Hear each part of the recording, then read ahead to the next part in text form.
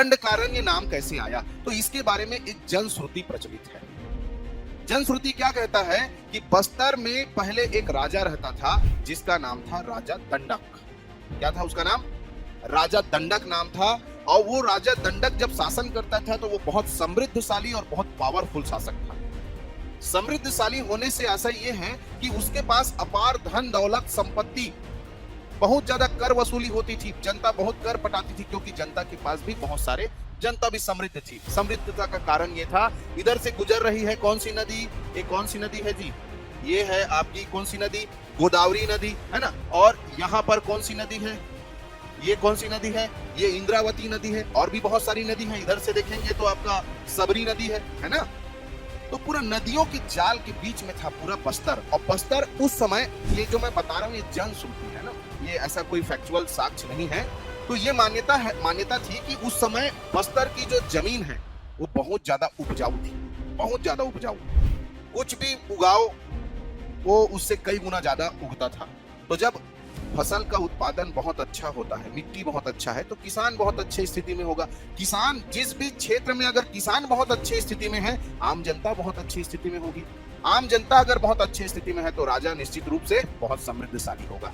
तो राजा को कोई टेंशन ही नहीं रहता था, बहुत टैक्स वगैरह मिलता था क्योंकि उपजाऊ जमीन थी। तो इस तरह से ये राजा दंडक का परिचय हुआ।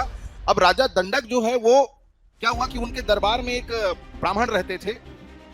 तो वो ब्राह्मण को तीर्थ यात्रा में जाना था। तो उस ब्राह्मण ने क्या किया, अपनी बिटिया को राजा दंडक के अधीन छोड़ दिया और स्वयं चले गए तीर्थ यात्रा में।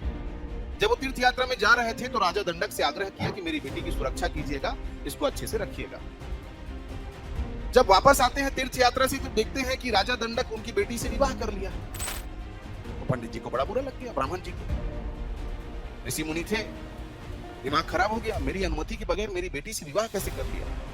इतना बड़ा हो गया है तू, इतना मतलब महान अपने आप को समझना शुरू कर दिया है कि एक बेटी के पिता से भी तू अनुमति लेना जरूरी नहीं समझा।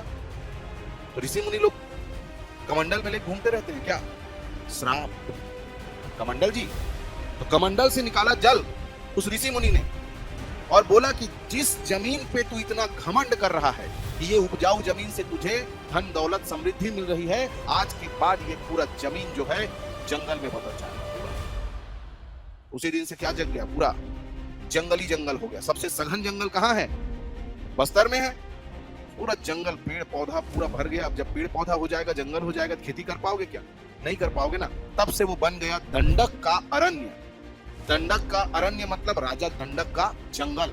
ये इस नाम से ऐसा जनश्रुति है।